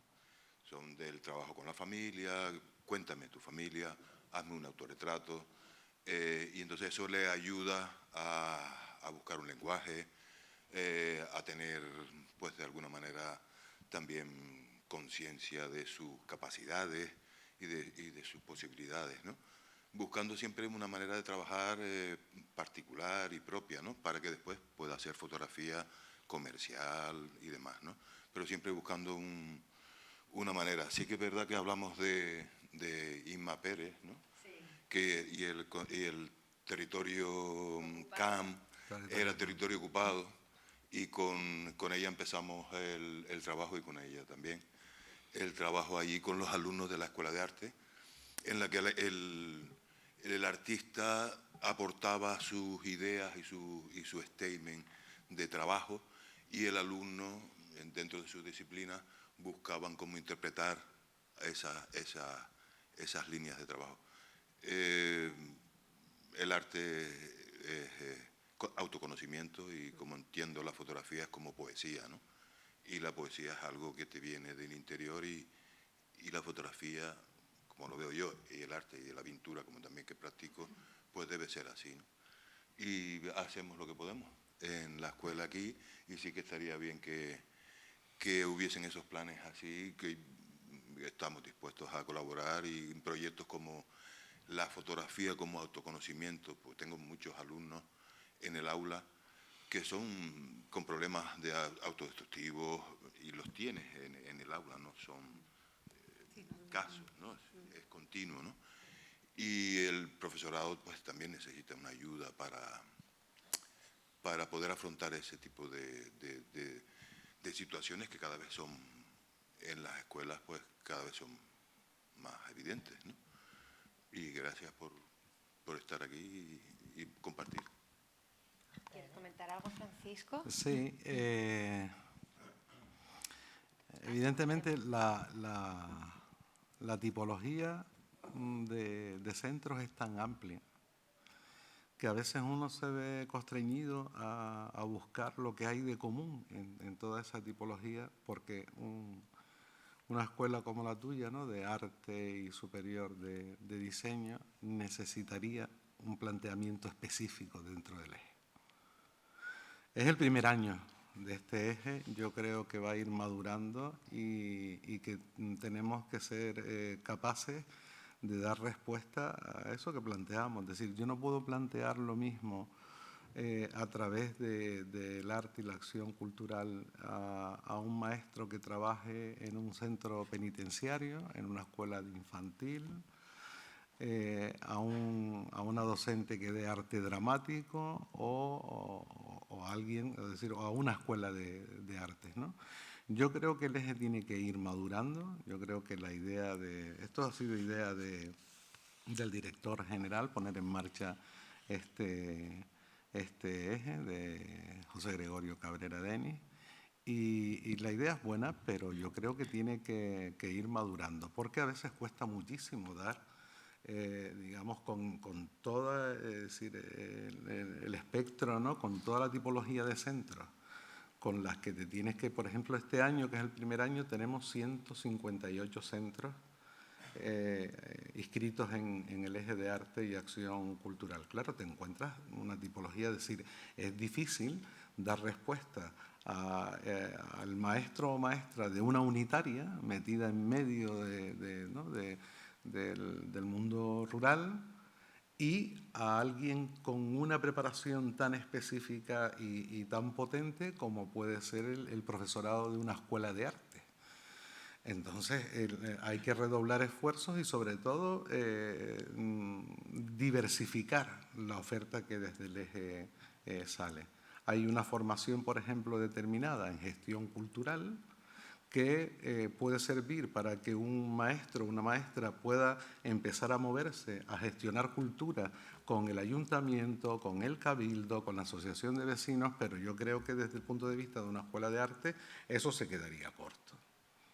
Es decir, si estamos hablando de por ejemplo, arte plástica y artes plásticas y de montar una exposición, los niveles ahí de conocimiento técnico y teórico, dependiendo del nivel del alumno, es muy variado, ¿no? Entonces, de momento, yo creo que se ha planteado que tiene que crecer, tiene que especializarse porque la tipología de centros a la que atiende es muy amplia. De tal modo que puede que el esfuerzo se diluya en determinados casos y no cubramos las expectativas, sobre todo de los centros más específicos y más, digamos, conectados directamente con el mundo del arte en general, ¿no? Bueno, es el primer año, yo creo que ha funcionado relativamente bien y que ahora hay que crecer, hay que plantearse los errores que hemos cometido y bueno, pues las bondades que podamos también haber tenido y a partir de ahí, bueno, pues seguir creciendo y diversificando las propuestas que desde el Servicio de Innovación Educativa hacemos a los centros, ¿no? Vamos a ver el futuro que esto depara. Espera.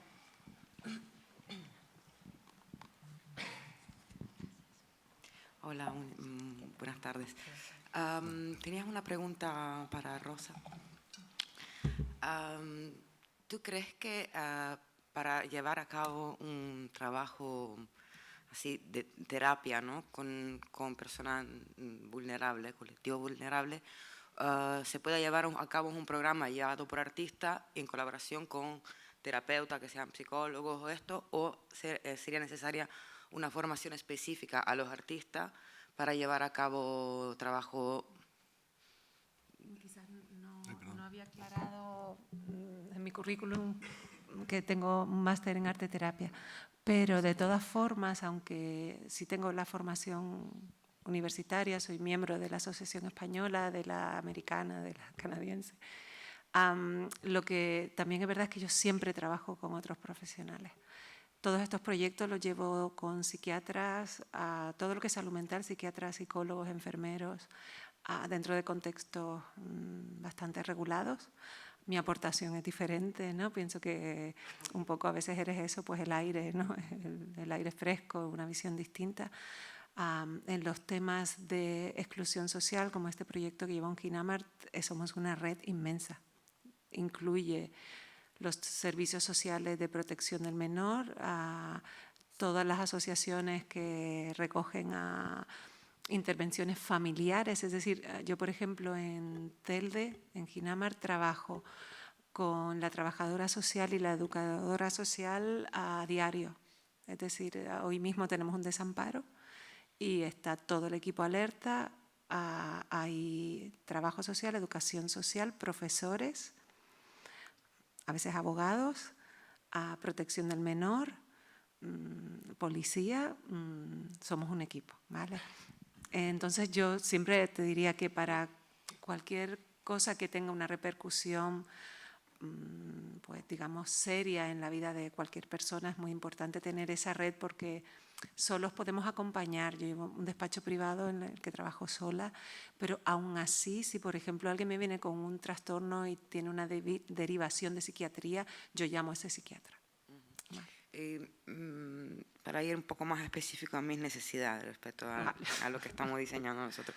¿Tú crees que, bueno, ustedes, los tres, creen que en un proyecto así colectivo donde se estén involucrados profesionales de la salud, psicólogos o personal social y bueno, todo lo que acaba de hablar, los artistas implicados, o sea, los artistas deberían recibir formación específica, a pesar de que irían acompañados siempre de profesionales, deberían recibir formación específica en arte terapia? Me gustaría también tú que compartir las dos un poco la respuesta, pero si quieres tú que también tienes la visión desde... Sí. Por ejemplo, nosotros en la asociación, como bien decía Rosa, también trabajamos en un modelo red de redes a nivel multidisciplinar, donde pues, todos los sanitarios forman parte, ¿no? de ese trabajo que hacemos en conjunto, en equipo.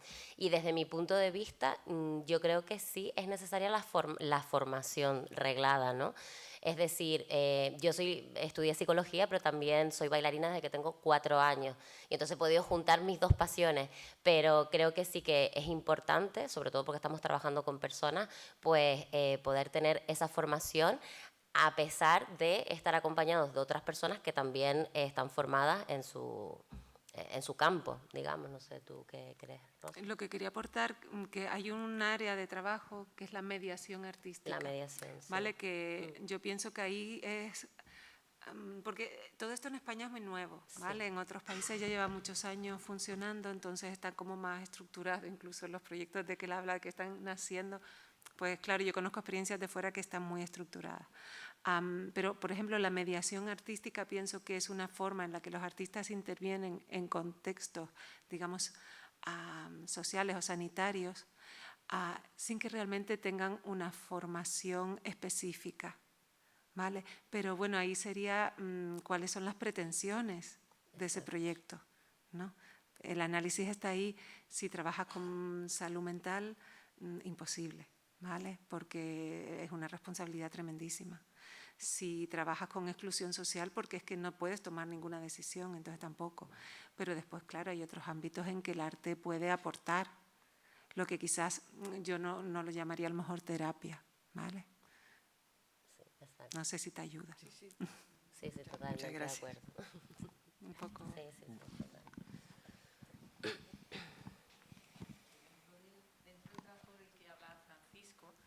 ¿Vosotros estáis englobando solamente centros educativos o estáis englobando toda la red que significa el arte? O sea, pregunto esto porque, por ejemplo, el primer lugar donde habría que trabajar sería, por ejemplo, en infantil, que a los niños los tienen prácticamente, no crean nada, tienen que seguir líneas. O sea, yo cuando mis hijas estaban en infantil estaba horrorizada pensando, bueno, los quieren convertir a todos en robots en vez de en niños, ¿no? Entonces, ¿vais a trabajar ya desde el punto de cambiar todo ese sistema de seguir la línea y dejar a los niños que creen, que descubran su propia personalidad, que todas esas cosas? ¿Vais a trabajar con los museos para que sean espacios más abiertos, menos hostiles, en los que en lugar de una explicación sobre la obra, que creo que la obra, sí, no digo que tenga que hablar por sí misma, pero sí cada uno debe comunicarse con la obra como le venga bien, y lo que hay que tener es información sobre el contexto de ese artista o lo que sea, ¿no? Pero no sobre la obra en sí. ¿Vais a trabajar, o sea, por ejemplo, en los museos, en temas como que haya inclusividad, en los tradicionales por lo menos, no hablo de museos contemporáneos, como en Inglaterra, que la gente mayor colabora? Supongo que hay que cambiar la ley laboral porque aquí la gente jubilada no la dejan trabajar, que es un pecado, ¿no? Pero que a lo mejor pues cada día a la semana un jubilado esté colaborando en el museo y contando su historia del museo, ¿no? ¿Estáis trabajando todos esos ámbitos o solo las escuelas? O sea, no el programa de las escuelas, sino el trabajo de los profesores. Sí, lo hacemos a través de varios proyectos. por ejemplo, estrategias de pensamiento visual, que lo trabajamos con el DEAC el Centro Atlántico de Arte Moderno, con Inma Pérez Maza a la cabeza. Una de las primeras diapas que utilizan cuando explican es una técnica, digamos, de percepción visual, de reflexión sobre la obra de arte, ¿no? Una de las primeras diapas que utilizan es la de un dibujo de, no sé si el niño o la niña tiene pues, 3 o 4 años, en una lámina que viene con un marco dibujado, ¿no? Entonces, bueno, pues la niña o el niño se sale, ¿no? Y entonces él de ese marco. Y la maestra le pone, no se pinta fuera del marco, ¿no? Constriñendo absolutamente a la creatividad, ¿no? Esa es una de las primeras diapositivas que enseñamos al profesorado en el desarrollo de las sesiones de formación de estrategias de pensamiento visual. Hacemos un trabajo también con otros proyectos que lo que intentan justamente es ese acercamiento del mundo del arte, de los espacios museísticos, al mundo educativo. Por ejemplo, uno que ha tenido un impacto importante porque el alumnado, por ejemplo, hablo ahora de alumnados de ciclo formativo de grado medio de cocina, también con el CAM, son alumnos con un nivel formativo bajo, ¿no? Es un ciclo medio, también hay muchos alumnos de otras nacionalidades. Bueno, pues con ellos se elige un artista y se hace una visita con el artista, se expone varias de las obras de ese artista. El artista elige una de ellas, le explica el sentido que para ella tiene y ese alumnado se va a las cocinas, inspirados en aquella obra de arte, hacen un menú completo, ¿no? De primer plato, segundo y postre, ¿no? De modo que hay un montón de proyectos y de iniciativas que efectivamente intentan vincular otro tipo de prácticas con el mundo artístico, ¿no? Tenemos, por ejemplo, con Casa África, que termina, si tenemos un proyecto que es enseñar África una mirada en positivo. Lo que pretende la filosofía del proyecto es enseñar un África no como una unidad, sino como una diversidad de países con una realidad muy positiva en muchos sentidos, rica lingüísticamente, culturalmente, musicalmente, científicamente, que hay universidades, que es decir, es quitar de en medio esa idea del afropesimismo que nos lleva a tener una mirada paternalista sobre el continente y sobre sus distintas realidades nacionales, sociales, políticas, etc., ¿no? Este proyecto termina con un encuentro donde se hace una producción de tipo didáctico, dependiendo, hay desde una danza hasta la exposición del tejido universitario de un país determinado. Y el 25 de mayo, que está ya próximo, tenemos todos los años una exposición en Casa África, donde el alumnado expone el trabajo, ¿no?, realizado en los centros. Y este proyecto ha sido muy bien valorado. Ha sido muy bien valorado porque es una visión absolutamente... Está llevado por 2 coordinadores de la Universidad de Las Palmas de Gran Canaria. Y la finalidad es cambiar, ¿no?, a través del arte, en el caso de la exposición, esa visión pesimista que tenemos y paternalista que tenemos del continente más cercano a nosotros. En fin, son distintas iniciativas que no sé si te estoy respondiendo a la pregunta que me hiciste, pero que sí, que es decir, el trabajo, es decir, hay un montón de proyectos, pero también es verdad que este eje de arte y acción cultural está, digamos, incluido en un área muy amplia, que es la que yo llevo y coordino también, que es Sociedad, Cultura y Conocimiento, que coge absolutamente de todo. Trabajamos con el Consejo General del Poder Judicial, trabajamos con las fundaciones universitarias de emprendeduría, con asociaciones de ajedrez, en fin, que hasta ahora era como una especie de cajón desastre que lo cogía absolutamente todo también, muy rimbombante, ¿no? Y muy potente, ¿no? Sociedad, cultura y conocimiento, parece que te lo vas a comer todo, ¿no? En el título, ¿no? Pero que la tendencia es a especializar más ese área en el mundo artístico, ¿no? y en la acción cultural. No sé si te he respondido, pero por ahí va el trabajo que estamos haciendo. Solamente una última intervención, tenemos 2 minutitos, ¿vale? Lo siento porque es que ahora viene otro acto y tenemos que cerrar, pero... No, era por comentar, yo que sí, a lo que comentaba la compañera, que cuándo pueden venir estas cosas a Fuerteventura, pues cuando alguien llega a la isla ve que es desértica. Entonces lo que me preocupa a mí es que los ponentes no se vayan pensando que verdaderamente es un desierto en este sentido. Aquí está la Asociación de Payasos Hospitrán, que hacen intervenciones en el hospital. Asomasamen hace musicoterapia, hace arteterapia también, que es una asociación de salud mental. Tenía montones en la cabeza de cosas, ahora mismo no recuerdo ya algunas porque hablar así como de repente me pone un poco. Pero sí que, bueno, después la otra parte a lo mejor de trabajar en la sociedad, trabajar la participación y la convivencia también es bienestar social y por ende también es salud comunitaria y salud a nivel personal, ¿no? Pues el último mogollón intercultural trataba de vincular el arte y la cultura a la convivencia y a la participación. Luego también otro proceso en el que también participa aquí el compañero Juan del CEP, que es el de las quedadas comunitarias y de la iniciativa de Educación para la Participación, que trata de poner en el mismo plano de diálogo a alumnado, familias, profesorado y entidades, o sea, que no se vayan pensando que tienen que venir mañana porque aquí no hay nada, o sea, bienvenido sea todo lo que pueda venir, pero pisando terreno y conociendo también la red que hay aquí, que por supuesto estará encantada de colaborar con ustedes porque me consta, y solo eso, ¿no? Desde la perspectiva de un majorero cansado de la doble insularidad y del rollo capitalino, que aquí no llegan tantas cosas de la universidad, por ejemplo, y sí que es necesario que venga, ¿no? La propia red Innova a mí me parece un súper acierto, ¿no? Esa evolución que dio de la red de escuelas promotoras de salud y todo eso, me parece un acierto total.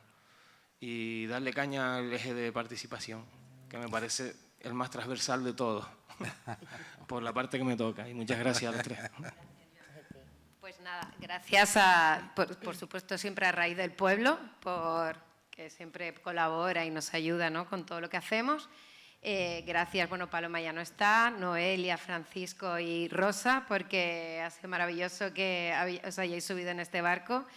Y bueno, esperemos que esto sea el principio de este tipo de cosas. Y como bueno, con Joan ya hemos hablado de siempre trabajar de manera transversal y creando redes, que este tipo de encuentros es para conocernos y que crear pues lo que para eso está, ¿vale? Muchas gracias y hasta luego. Gracias.